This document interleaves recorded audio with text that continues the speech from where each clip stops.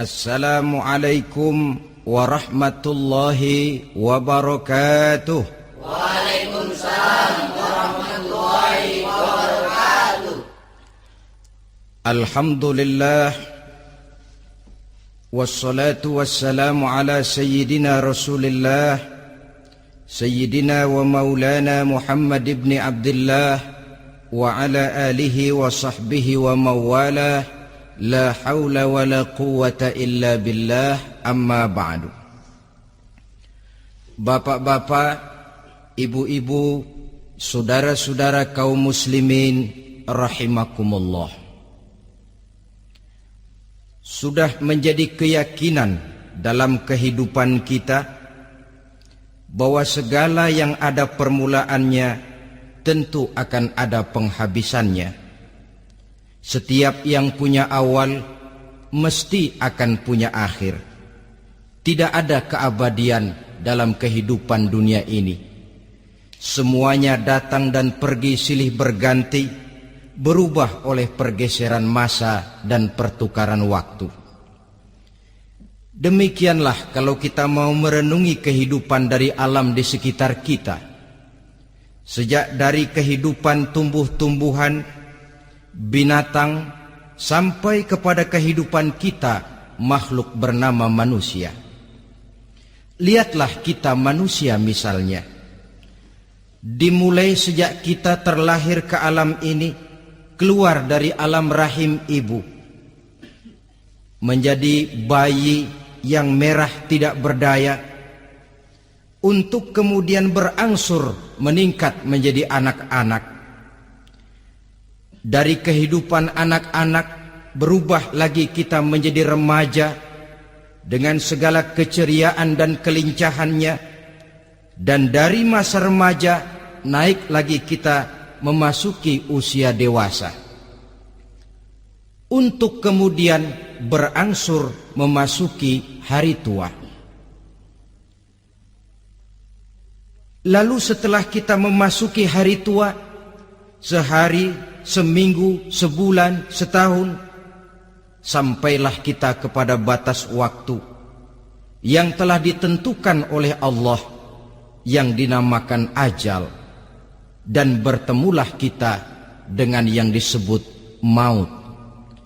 Ini merupakan kepastian dalam kehidupan. Kalau saja kita mau merenung perubahan-perubahan yang terjadi pada diri kita, seharusnya membuat kita insaf dan sadar. Di kala remaja kita begitu lincah, punya rambut yang hitam ikal berderai, punya lesung di pipit, punya senyum yang indah menawan setiap orang yang melihat, punya kulit yang kencang dan bersih. Manakala kita memasuki hari tua, perubahan frontal pun terjadi. Kulit mulai jadi keriput, rambut yang tadinya hitam ikal berderai mulai memutih, nikmat berkurang, gigi yang tadinya utuh dan sanggup mengunyah apa saja, satu demi satu permisi meninggalkan kita. Sangat boleh jadi dikala remaja kita senyum semua orang terpikat. Dikala hari tua dengan kulit yang keriput dan gigi yang tidak ada lagi, manakala kita senyum, mungkin orang bakal lari dari sekitar kita. Kemana keindahan yang tadinya begitu menawan? Kemana senyum lesung pipit yang tadinya menarik perhatian orang? Pergi meninggalkan kita, berubah oleh pergeseran masa dan pertukaran waktu. Nah, bila maut datang menjemput kita, selesailah kehidupan sampai di situ? Ternyata belum. Kalau lahir merupakan perpindahan hidup dari alam rahim ke alam dunia, maka mati hakikatnya merupakan perpindahan hidup dari alam dunia ini ke alam kehidupan yang berikutnya, yang dinamakan dengan alam barzakh. Andai kata hidup cuma sekali, secara moral kita sanggup berkata, alangkah tidak adilnya Tuhan. Kenapa? Dalam kehidupan ini kan aneka ragam terjadi. Ada orang yang zolim, ada orang yang dizolimi. Ada orang yang membunuh, ada orang yang terbunuh. Ada orang yang kaya, ada orang yang miskin. Ada orang yang jujur, ada orang yang menghalalkan segala cara. Sehingga banyak ketidakadilan yang terlepas daripada pengadilan dunia. Lalu orang pun bilang, di dunia ini katanya banyak pengadilan tapi sulit keadilan. Di dunia ini mudah mencari pengadilan tapi sulit untuk mencari ketidakadilan. Andai kata hidup cuma sekali, tidak akan ada hidup sesudah hidup yang sekarang ini. Bagaimanakah nasib mereka yang lepas dari pengadilan dunia ini? Alangkah tidak adilnya Allah, andai kata tidak ada kehidupan sesudah hidup yang sekarang. Tentulah akan terjadi di mana orang menghalalkan segala macam cara untuk mencapai tujuan. Yang penting kan saya kaya, yang penting kan saya punya jabatan dan kedudukan tinggi. Kalau perlu jilat atas, jilat atas. Kalau perlu sikut kiri kanan, sikut kiri kanan. Kalau perlu injak bawah, injak yang bawah. Ini prinsip daripada orang-orang komunis. Dan pantas karena mereka tidak percaya kepada kiamat. Pantas karena mereka tidak percaya akan adanya kehidupan sesudah hidup yang sekarang ini. Maka saya menghimbau kepada seluruhnya, kita sudah kadung menyepakati negara ini berdasarkan Pancasila. Kita sudah kadung konsensus bahwa PKI dengan seluruh ajarannya tidak punya hak hidup di bumi Pancasila yang kita cintai ini. Maka salah satu ajaran PKI tujuan menghalalkan cara. Kita orang Indonesia yang berbudi pekerti luhur, yang punya nilai budaya tinggi, janganlah sampai mencaci PKI, membubarkan PKI, mengutuhkan PKI, tapi dalam kehidupan sehari-hari prakteknya prinsip komunis kita pakai. Apa itu? Tujuan menghalalkan cara. Asal sudah tujuan tercapai, cara apapun saja halal. Itu pandangan hidup orang yang tidak percaya kepada adanya hari akhirat. Sebagai muslim yang yakin akhirat ada, kiamat pasti akan datang. Hidup tidak cuma sekali. Maka kalau kita zalim, kalau kita berbuat aniaya, kalau kita melakukan korupsi, kalau kita merugikan orang lain, boleh jadi kita terlepas daripada pengadilan dunia. Tapi ingatlah, kita tidak akan pernah lepas dari pengadilan Allah. Pengadilan Qadhi Rabbul Jalil, di mana kita akan diadili dengan seadil-adilnya. Dan tidak satu perbuatan yang bersifat salah, yang bagaimanapun kecilnya, yang akan lepas dari pengadilan di akhirat itu nanti. Pantas saja kalau satu hari malaikat Jibril datang menasehati Rasulullah sallallahu alaihi wasallam, yang artinya juga menasehati kita semua. Apa kata malaikat Jibril kepada baginda Nabi? Ya Muhammad, ish ma syi'ta fa innaka mayyitun. Hai Muhammad, hiduplah semau kamu, tapi jangan lupa kamu pasti akan mati. Kalau memang dilarang tidak terlarang, dicegah tidak tercegah, kamu mau melaksanakan hidup menurut maumu sendiri, persilakan. Hiduplah menurut mau dan gayamu. Tapi jangan lupa, fa innaka mayyitun, satu saat kau pasti bakal mati. Dan mati itu bukan akhir dari segalanya. Dia babak baru bagi kehidupan selanjutnya. Silakan hidup menurut maumu, tapi jangan lupa kau pasti akan mati. Wa'mal ma syi'ta fa innaka majziyun bih. Kerjakan apa saja yang kamu mau. Kalau kau mau menghalalkan segala macam cara, persilahkan halalkan segala macam cara. Tapi jangan lupa kau akan mendapat balasan dari seluruh amal perbuatanmu. Wa ahbib ma syi'ta fa innaka mufariquhu, dan cintailah apa saja yang mau kau cintai. Kau cintai anak istrimu, silahkan. Kau cintai harta bendamu, tafadhal. Kau cintai tanah airmu, kau cintai pangkat dan jabatanmu, persilahkan.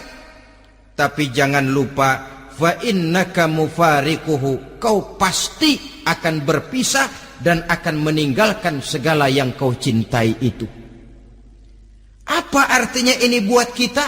Ternyata sesudah maut datang menjemput kita, ada kehidupan sesudah hidup yang sekarang ini. Ini yang mendorong kita untuk dalam kehidupan di dunia ini tidak melakukan prinsip saenake dewe, semaunya sendiri saja, asal perut kenyang, asal pangkat tinggi, asal harta dapat. Masa bodoh dengan merugikan orang lain, masa bodoh dengan menipu orang lain. Iku jenenge saenake dewe. Muslim tidak diajarkan. Ingat manusia, setelah kau mati, setelah kiamat datang, kau akan dibangkitkan, kau akan dimintakan pertanggungan jawab tentang kehidupan yang sekarang ini. Saudara hadirin, oleh sebab itu kalau kita bicara soal kiamat, soal akhirat, ini memang masalah yang gaib, yang sepenuhnya tidak bisa dicernakkan dengan kemampuan penalaran intelektual. Dasar di dalam membicarakan ini tidak lain adalah iman kita kepada Allah Subhanahu wa ta'ala. Bukan cuma zaman sekarang, dari zamannya Nabi. Orang itu kalau sudah bicara kiamat, bicara akhirat, ada yang ragu-ragu, ada yang menolak sama sekali. Bukan dari zaman sekarang, dari zaman dulu. Pernah kok satu saat Rasulullah itu dakwah, menceritakan, saudara-saudara, akan terjadi kiamat di mana Allah akan membangkitkan manusia dari kuburnya untuk memintakan pertanggungan jawab. Ini dalam dakwahnya Nabi pidato macam itu. Apa reaksi orang? Yang beriman ya mantap, tapi yang tidak beriman, bajingan-bajingan Quraisy ini, mereka bertepuk tangan, mengejek, mencaci. Malahan ini yang luar biasa, ada dua orang kafir namanya Ubay bin Ka'ab dan Al-As bin Wa'il. Mendengar pidato macam ini, mereka buru-buru pulang ke rumah. Ngapain? Ngambil pacul. Lalu berangkat nyari kuburan tua. Dia gali itu kuburan. Tulang-tulangnya diangkut, dibawa ke depan Nabi. Ya Muhammad, tulang-tulang yang udah hancur begini, siapa yang bisa ngidupin lagi? Yang macam-macam aja kamu Muhammad. Nggak rasional, nggak masuk akal. Allah menjawab. Apa kata Allah? Wa daraba lana mathalan wa nasiya khalqah. Qala man yuhyil 'izama wa hiya ramim. Qul yuhyiha alladhi ansha'aha awwala marrah wa huwa bikulli khalqin 'alim. Mereka memberikan perumpamaan kepada kami, kata Allah. Mereka melupakan asal kejadiannya. Mereka bertanya, siapa yang sanggup menghidupkan tulang belulang yang sudah hancur kayak begini? Qul yuhyiha alladhi ansha'aha awwala marrah. Katakan kepada mereka Muhammad, yang akan menghidupkannya adalah Dia yang telah menciptakannya pertama kali dulu. Kalau Dia sanggup menciptakan, Dia tentu lebih sanggup lagi untuk mengembalikan reproduksi ciptaan itu sebagaimana semula. Yang paling kasihan yang ragu-ragu. Akhirat itu ada apa enggak sih? Kiamat itu ada apa enggak sih? Lantaran ragu-ragu, terombang-ambing dia antara harapan dan putus asa, antara kenyataan dan idealisme. Ada yang buta sama sekali, 100% terhadap keadaan-keadaan sesudah mati. Perhatian mereka hanya tercurah kepada kehidupan sebelum mati. Yang mereka perhatikan siang dan malam tidak lebih daripada urusan perut. Pergi pagi, pulang sore, peras keringat, banting tulang. Cuma soal makan, soal minum, soal pakaian, soal kendaraan, soal rumah tangga, soal anak, soal istri. Yang mereka pentingkan hanya soal-soal politik misalnya, ekonomi, pembangunan dan industri. Untuk soal-soal kayak begitu, giat betul. Habis seluruh waktu untuk memikirkan, meningkatkan kebudayaan, politik, sosial, ekonomi. Kadang-kadang kurang tidur, kurang istirahat, berkeliaran ke sana kemari ke tempat yang jauh-jauh. Sampai-sampai kadang-kadang terkena stres. Penyakit darah tinggi, ginjal, lever, untuk memikirkan hal-hal yang semata-mata karena dunia saja. Lantas boleh jadi mereka mendapatkan kekayaan yang berlimpah ruah, mendapatkan kedudukan yang tinggi, nama yang semerbak, dikenal orang di barat dan di timur, di utara dan di selatan. Tetapi alangkah kecewanya mereka jikalau datang ajal menjemput nyawa, mati mereka, meninggalkan harta yang banyak, nama yang masyhur. Mereka disebut dengan jasa-jasanya. Radio memberitakan, TV menyiarkan, koran-koran memuat. Bahkan nama mereka kadang-kadang dikenang 2-3 tahun setelah wafatnya. Tetapi dalam pada itu, roh mereka merintih, mengeluh, menderita, karena dilemparkan oleh Allah ke tempat-tempat yang kotor. Penyesalan yang sudah tidak akan ada gunanya lagi. Saudara-saudara kaum muslimin rahimakumullah. Oleh karena itu, kehidupan akhirat bukanlah dongeng dan takhayul, bukan khurafat dan hayalan.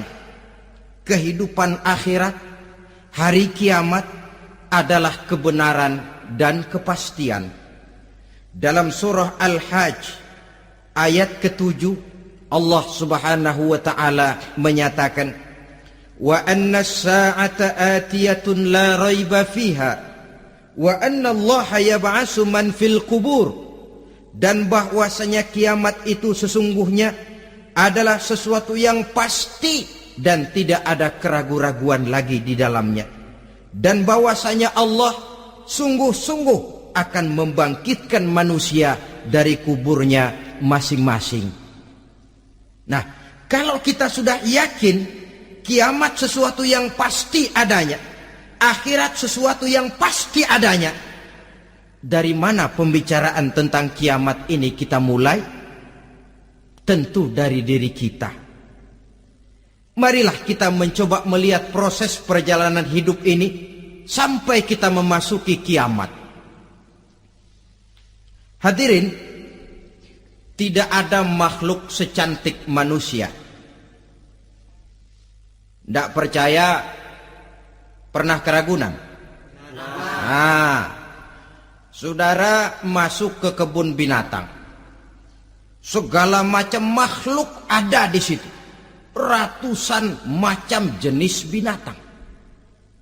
Bandingkan dengan saudara, kira-kira cakep mana?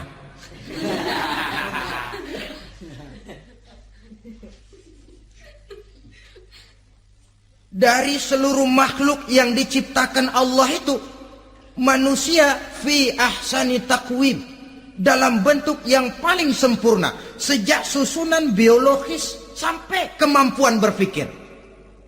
Biologis kita, ya Allah, diciptakan kita begini rupa. Diberikan 2 kaki untuk berjalan, 2 tangan untuk bekerja, diberikan 2 mata, dua-duanya di depan. Pernah saudara mikir kalau mata kita yang satu di depan, yang satu di belakang? Rasanya nggak laku kacamata itu.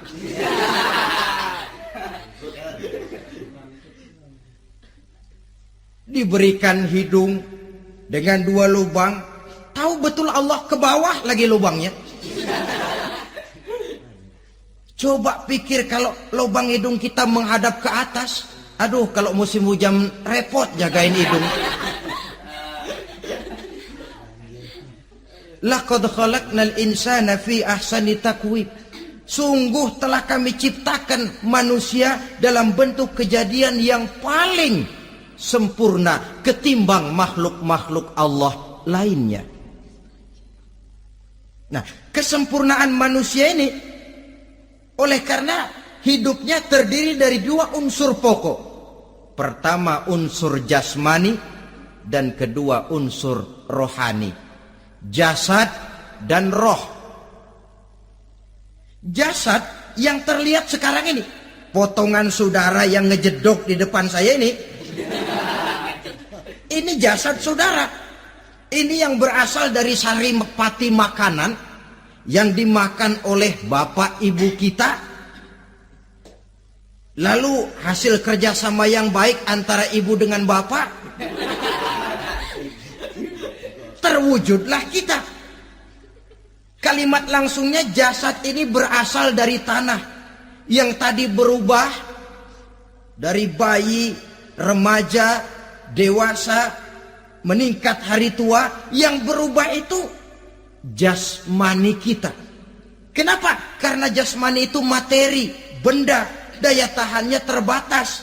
Dia berubah oleh pergeseran masa dan pertukaran waktu. Apa ada orang makin tua makin cakep? Jasmani oleh karena dia materi, dia berubah oleh pergeseran masa dan pertukaran waktu. Nah, yang menyebabkan jasmani itu bergerak karena ada roh di dalamnya. Ini yang menyebabkan kehidupan.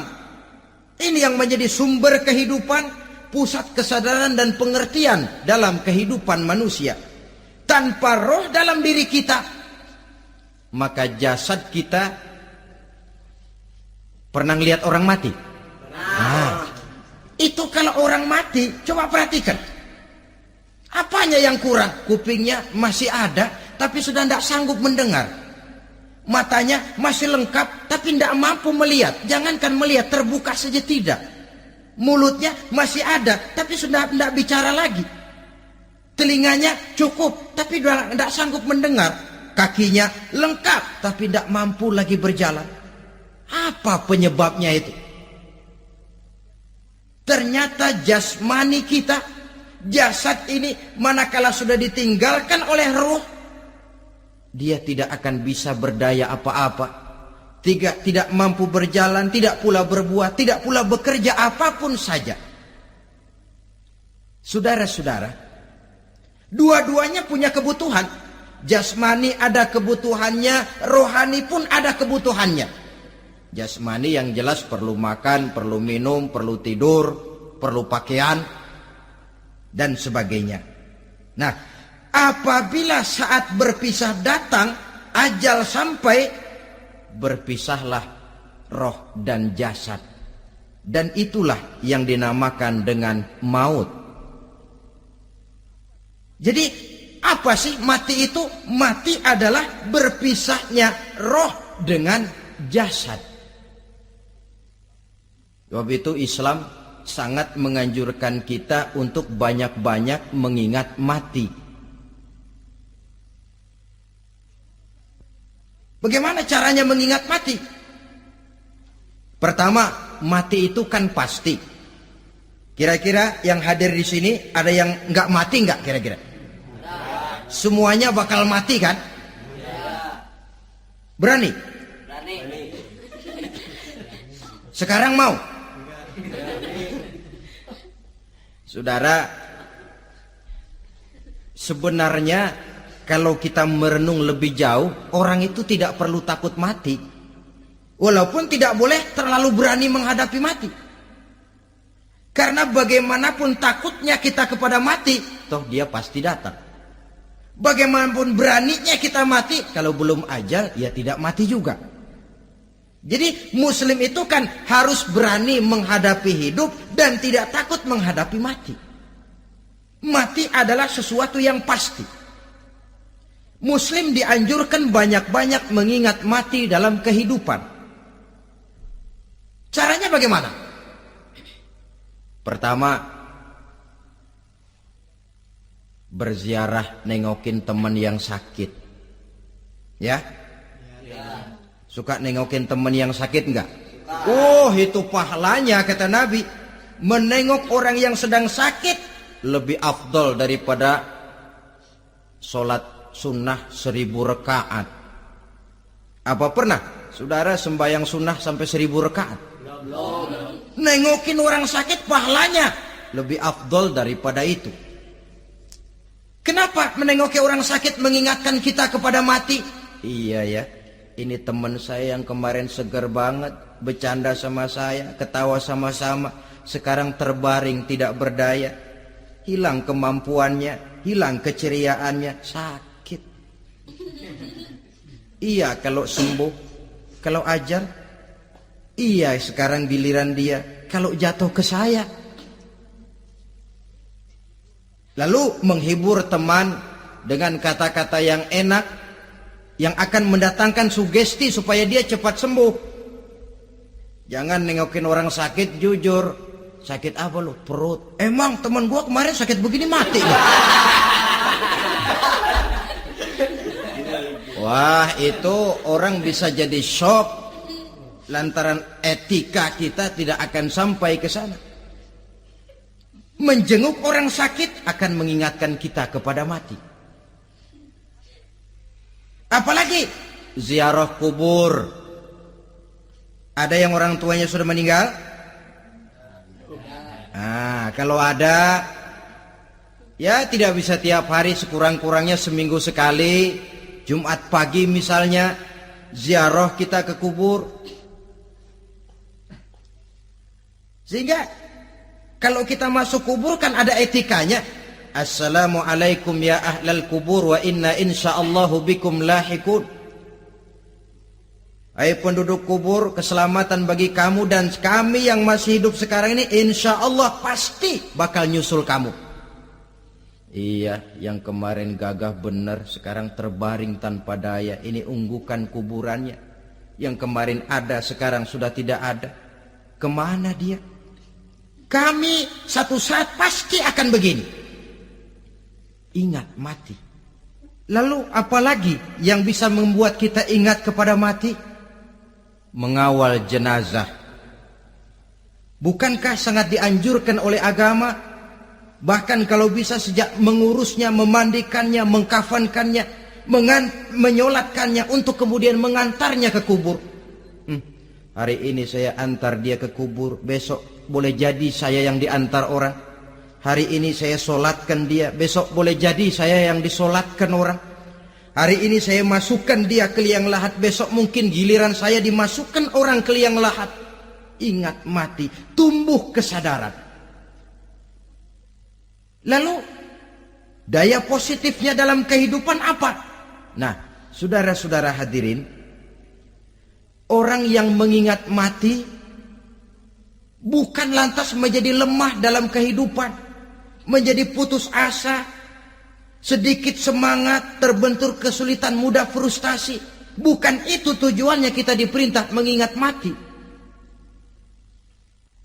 Jelasnya Islam menganjurkan kita untuk mengingat mati guna maksud-maksud yang positif, supaya orang lalu sadar hidup ini cuma sebentar. Maka mumpung hidup, nah ini mumpung, tapi mumpung yang baik. Mumpung hidup, maka hidup yang singkat ini harus saya pergunakan dengan sebaik-baiknya, melakukan kebajikan yang sebanyak-banyaknya, menjauhkan rasa malas, menunggu keajaiban yang datang dari langit, berleha-leha, bermain-main, sementara maut kalau dia datang tidak pernah main-main. Pantas kalau seorang penyair bernama Syauqi memesankan tazawwad bittaqwa fa innaka la tadri idza hanna al-lailu hal ta'ishu ila al-fajri kam min sahihin mata min ghairi illatin wa kam min alilin 'asha hinan min ad-dahri. Persiapkan dirimu dengan takwa, sebab kamu tidak tahu apabila malam datang kamu masih bisa hidup apa enggak besok pagi. Apa ada jaminan saudara yang kumpul di depan saya malam ini besok masih bisa hidup? Tidak. Ada jaminan? Tidak. Tidak ada sama sekali. Kam min sahihin mata min ghairi illatin. Berapa banyak orang sehat mati enggak pakai sakit lagi. Sebabnya kadang-kadang ringan saja. Ada yang cuma jatuh di kamar mandi mati. Ada yang cuma ketiban pensil.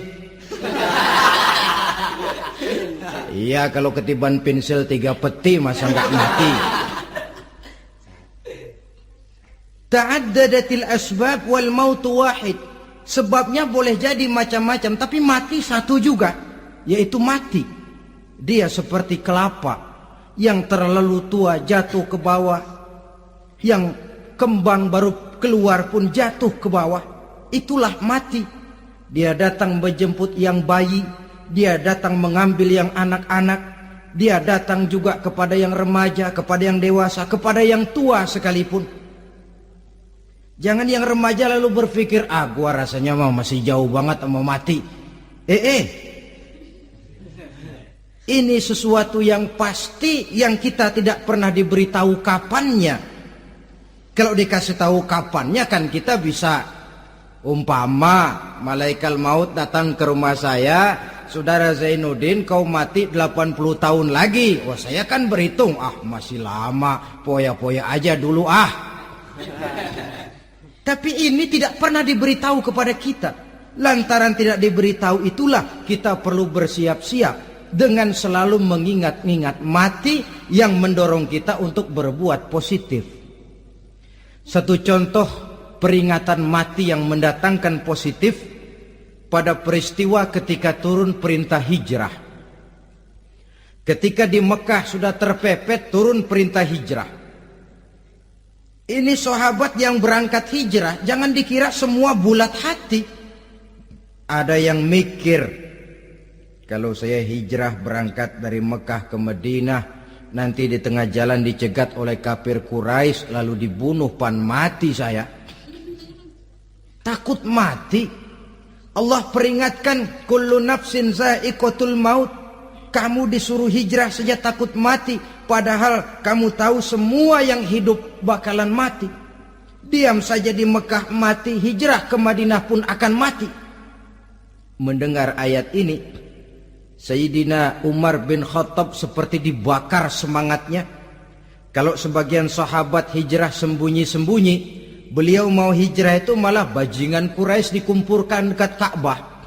Pidato, ya ma'syarah Quraisy, dedengkot Quraisy, dengerin.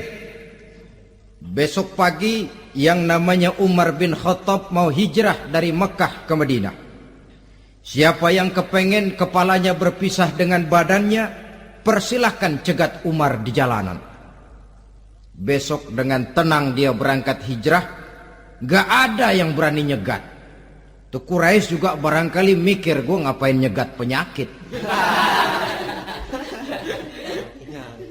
Begitu ingat mati, timbul semangat juang, timbul semangat berbuat. Ini ingat mati yang positif, bukan yang melemahkan semangat. Dah jangan kerja rajin-rajin dah, lu bakalan mati. Ini ingat mati yang salah pasang. Ingat mati seharusnya mendorong manusia untuk berbuat lebih tekun. Allah memberikan peringatan, qul innal mauta allazi tafirruna minhu fa innahu mulaqikum. Katakan, maut yang kamu akan melarikan diri daripadanya, yang kamu takuti benar dia pasti akan datang menjemput kamu. Saudara-saudara hadirin yang saya hormati, datangnya memang tidak kita harapkan yang namanya maut, Tapi sekali dia datang, tidak ada pintu tempat kita lari. Dia memang tidak pernah kita undang. Tapi sekali dia datang, mengetok pintu, kekuatan apa yang bisa menolak? Dia sebuah tanda seru dalam kehidupan. Apa yang menyebabkan orang takut mati? Pertama barangkali karena dia tidak tahu bagaimana kehidupan sesudah mati. Alam kubur gelap, alam akhirat gelap. Sehingga dia bingung, lantaran bingung lalu jadi takut. Yang kedua boleh jadi oleh bayangan-bayangan dosa yang pernah dia kerjakan di dunia ini. Kerjanya cuma menumpuk dosa. Dia gembira, bahagia, tertawa di atas tumpukan dosanya. Merasa segan berpisah dengan seluruh kehidupan ini. Sehingga boleh jadi maut adalah sesuatu yang ditakutkannya benar dalam kehidupan. Tapi bagaimanapun takutnya, tidak ada tempat lari dari dia.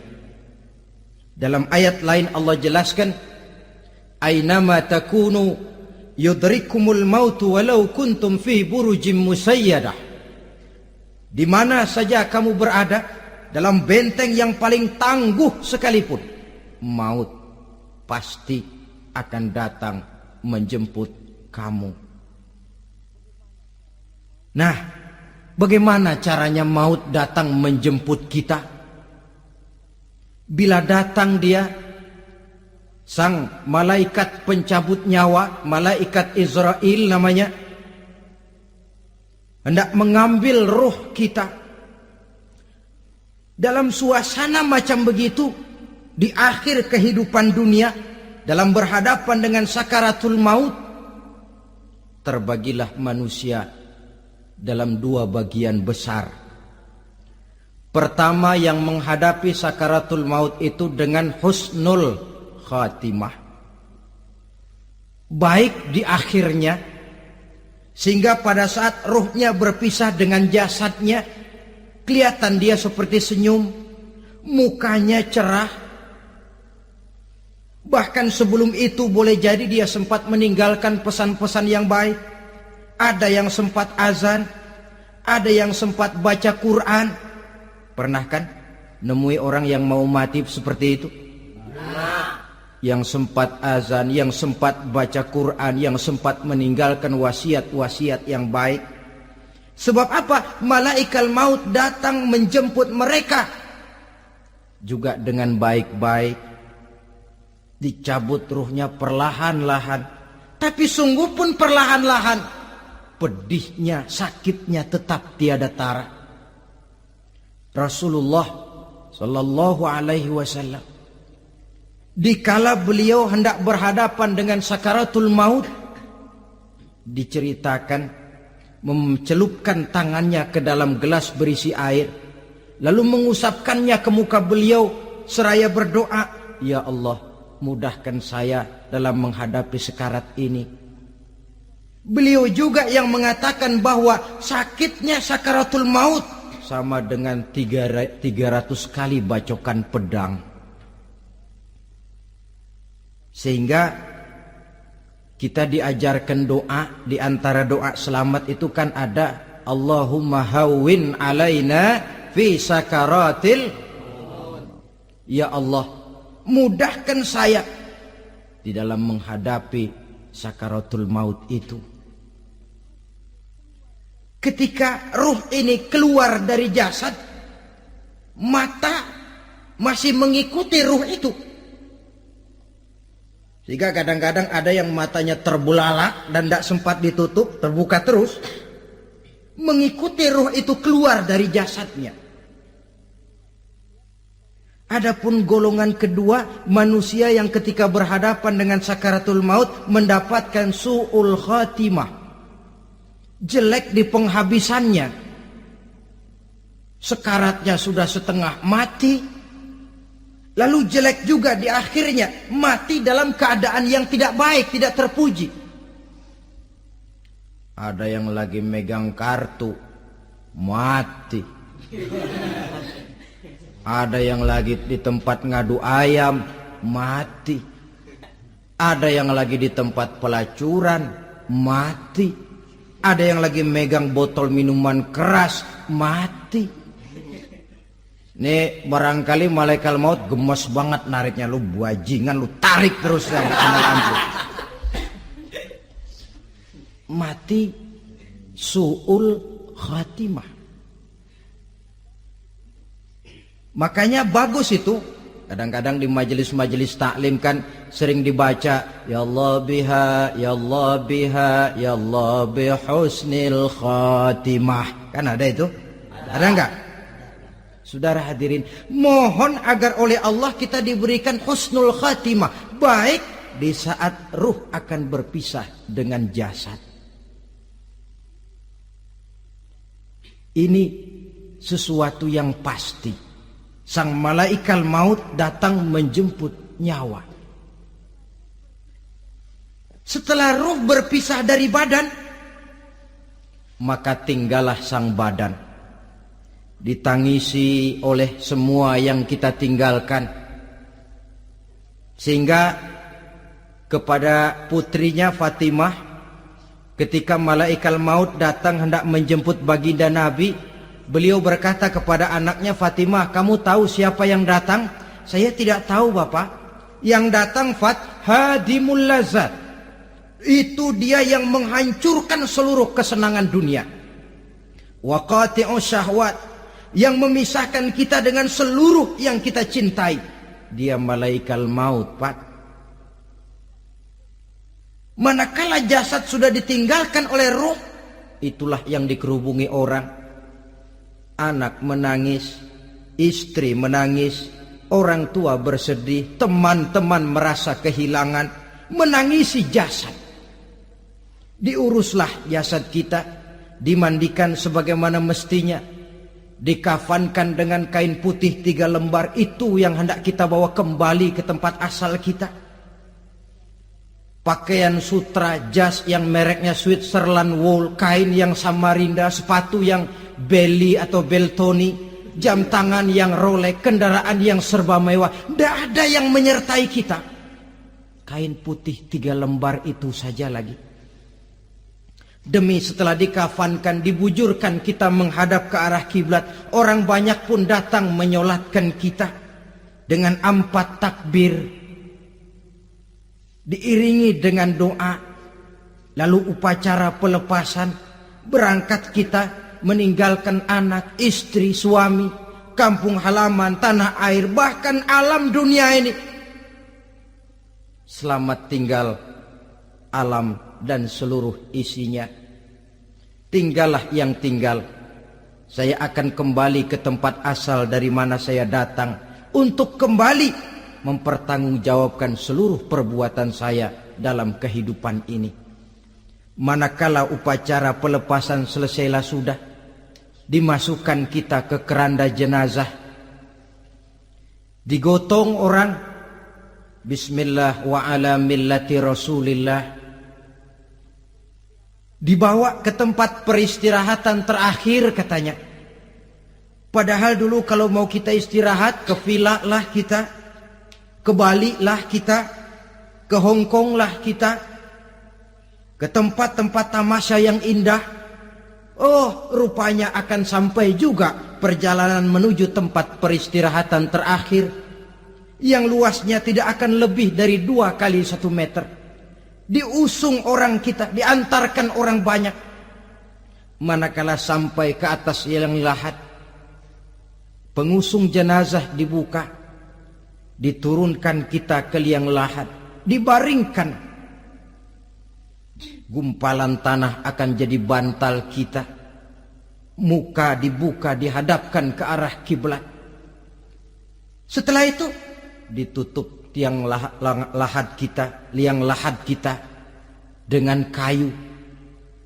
Masih belum kurang, diuruk dengan tanah. Yang menguruk orang-orang yang tadinya mencintai kita, menyayangi kita. Tapi ketika jasad sudah ditinggalkan ruh, habis rupanya cintanya. Coba jasad kalau sudah ditinggalkan ruh, 3 hari aja di rumah, serem. Ya mayit, siapa yang betah nemenin mayit?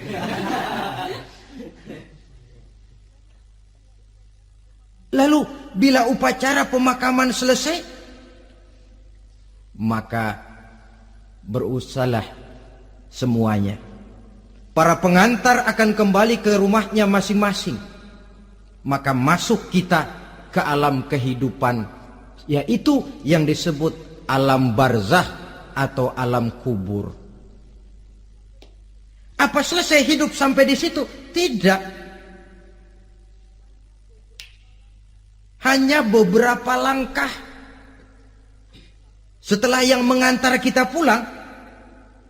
Diriwayatkan dalam hadis Bukhari dan Muslim, bila seseorang sudah diletakkan di kuburnya, lalu yang mengantar kembali pulang, maka roh si mayit akan dapat mendengar bunyi terompah orang yang pulang itu. Bunyi terompahnya terdengar. Datang dua malaikat menanyakan dia dengan pertanyaan-pertanyaan yang kalau bisa dijawab dengan betul,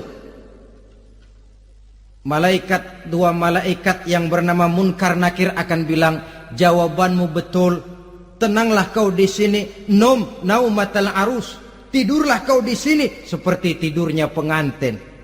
Orang yang baik-baik di alam kuburnya akan mendapat nikmat kubur, sehingga masa penantian yang lama. Sebab jangan lupa, kita masuk ke kubur itu kan menunggu sampai datangnya hari kiamat. Jadi kalau kiamat umpama masih 1000 tahun lagi, ya 1000 tahun kita menunggu. Orang yang baik-baik penantian di alam kubur, kata malaikat, naumatal arus, tidurlah kamu seperti tidurnya pengantin. Bagaimana sih tidurnya pengantin? Nggak berasa. Iya, kata anak sekarang, endah aja udah. Begitu mendusin pagi, kata lakinya, malam sebentar bener ya Neng. Sebentar betul katanya malam. Ya tentu saja tidak terasa. Kenapa? Dia tidak pernah memikirkan waktu. Terbawa oleh kenikmatan dan kelezatan yang dirasakannya dalam kehidupan. Tapi orang kafir, orang yang dosanya bertumpuk, tidak sanggup menjawab pertanyaan dua orang malaikat, maka dia akan mendapat azab di alam kuburnya terus menerus siang dan malam sampai datangnya hari kiamat.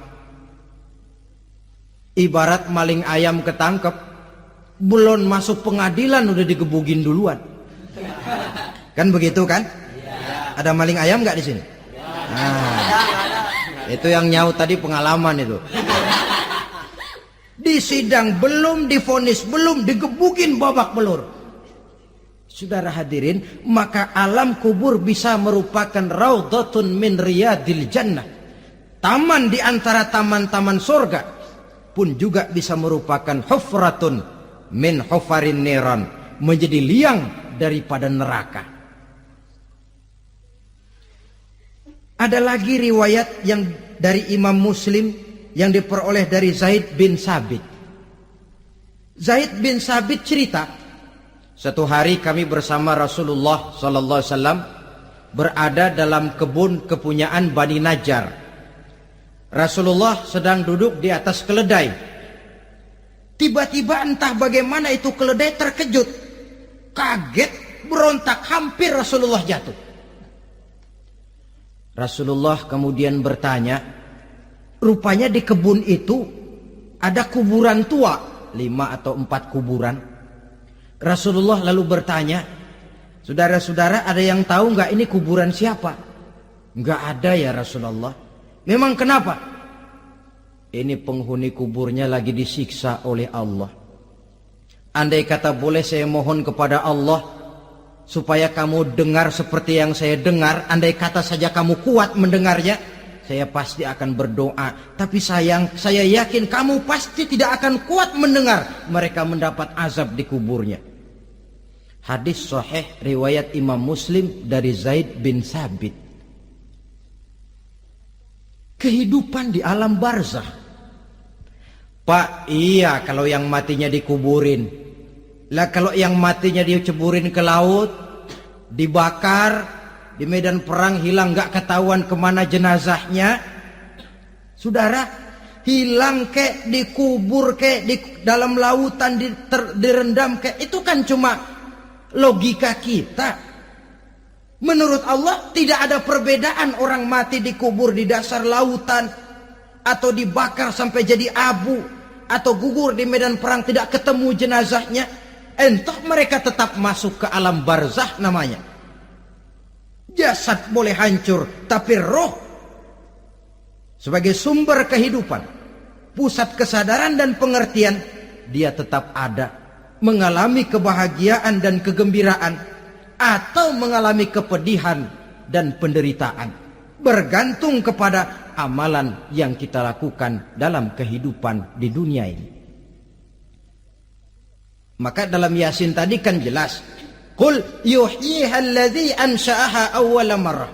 Yang menghidupkan mereka yang dikubur di dasar lautan, mereka yang dibakar sampai jadi abu, yang akan menghidupkan ialah Allah yang menciptakan mereka dulu pertama kalinya. Jadi kalau sudah ada aslinya, ya tentu tidak perlu contoh lagi, akan sangat mudah membuatnya. Orang tua kita, keluarga kita yang sudah berpulang, mereka di alam barzah sekarang ini bisa mendapat nikmat kubur, bisa mendapat azab kubur, bergantung amalan mereka dalam kehidupan di dunia ini. Dalam Musnad Imam Ahmad dan Sahih Abi Hatim malah ada tambahan riwayat, orang yang banyak kebajikannya di dunia, amalannya akan datang menemani dia. Sholatnya dekat kepalanya, puasa sebelah kanan, zakat sebelah kiri, menghibur dia. Malahan dikatakan berbentuk orang yang cantik menemani dia di alam kuburnya.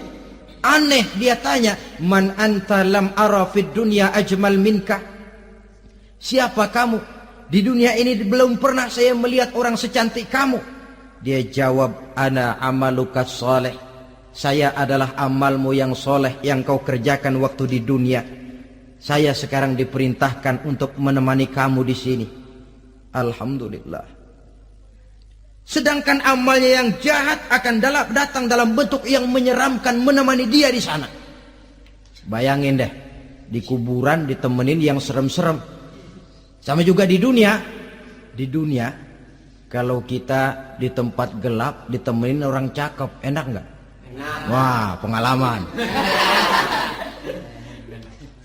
Tapi coba bayangin, sudah tempatnya gelap, yang nemenin jelek nggak ketulungan, gerah kita. Nah, saudara hadirin yang saya hormati, lalu bagaimana tempat arwah-arwah yang sudah kembali menghadap Allah yang disebut mustaqarrul arwah itu? Macam-macam tingkatannya sesuai dengan profesi dan amalannya waktu di dunia. Ada roh-roh itu yang setelah pisah dengan jasad, artinya mati, ditempatkan di tempat yang disebut a'la iliyin, tempat yang tertinggi. Siapa ini? Arwahnya para nabi dan para rasul. Ini fi a'la iliyin, di tempat yang tertinggi. Arwahnya para nabi, arwahnya para rasul. Dan karena kita bukan nabi, bukan rasul, ya jangan mimpi dapat tempat fi a'la iliyin, kecuali kalau Allah menghendaki. Itu hak prerogatif Allah, tapi kan tidak adil kalau Allah melakukan itu. Ini kelompok roh-roh yang masuk golongan VIP. Wah, the first class. Para nabi, para rasul. Lalu ada pula roh-roh itu yang setelah pisah dengan jasadnya diumpamakan seperti burung-burung hijau yang berterbangan di perkebun-kebunan surga. Roh siapa mereka ini? Rohnya para syuhada, orang-orang yang mati syahid gugur membela agama. Nah, ini bedanya orang mati syahid dengan pahlawan, ya. Apa bedanya syuhada dengan pahlawan? Kalau syuhada, orang yang gugur membela agama, niatnya karena Allah, mati syahid. Kalau pahlawan, orang yang gugur membela negara, orang yang dianggap berjasa kepada pemerintah. Klimaksnya, kalau orang mati syahid jelas surga, tapi pahlawan belum tentu surga. Kenapa? Bergantung kepada negara macam apa yang dibelanya dan pemerintah model mana yang dibelanya. Di negara-negara komunis misalnya, banyak nggak pahlawan? Banyak. Dengan sekian tanda jasa yang mati di medan perang dan sebagainya. Kira-kira pahlawan komunis masuk surga enggak? Enggak. Ya, kalau pahlawan komunis masuk surga, kita enggak kebagian kapling di surga barangkali. Inilah bedanya pahlawan dengan orang mati syahid. Kemudian ada pula roh itu yang tertahan di pintu surga. Tertahan di pintu surga. Ini seperti tadi, orang yang mati syahid tapi masih ada kaitan di dunia. Rasulullah pernah ditanya orang, "Ya Rasul, kalau saya maju ke medan perang bela agama, mati syahid, apa saya masuk surga?" "Iya, masuk surga. Kecuali kata Nabi, kalau masih punya utang." Nah, tertahan di pintu surga. Ada pula roh itu yang tertahan di alam kuburnya. Ini umumnya seperti tadi itu. Ada mempunyai dosa, mempunyai kesalahan, sehingga merasakan azab kubur. Ada juga roh itu yang tertahan di permukaan bumi. Mereka yang dalam hidup selalu menumpuk dosa-dosa yang besar, meninggal sebelum keburu untuk bertaubat. Saudara hadirin yang saya hormati, inilah yang kita khawatirkan. Sebab jikalau pada saat roh sudah datang, jikalau saatnya roh datang berpisah dengan jasad, menemukan sakaratul maut, saat itu taubat sudah tidak akan ada gunanya lagi. Masuk ke alam kubur, mendapat azab kubur sampai datangnya hari kiamat. Berapa lama di alam kubur ini? Menunggulah kita sampai datang saatnya kiamat. Nah, saudara-saudara, apa tanda-tanda hari kiamat? Kapan dia akan datang? Bagaimana hal ihwal manusia pada saat terjadi kiamat? Bagaimana alam ini? Bagaimana perhitungan di padang mahsyar? Insya Allah akan saya ungkapkan pada bagian kedua dari ceramah ini.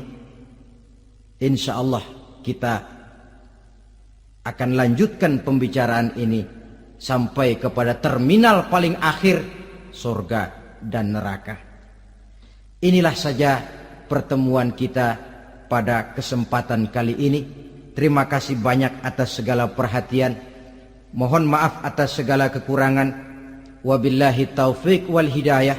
Wassalamualaikum warahmatullahi wabarakatuh. Waalaikumsalam warahmatullahi wabarakatuh.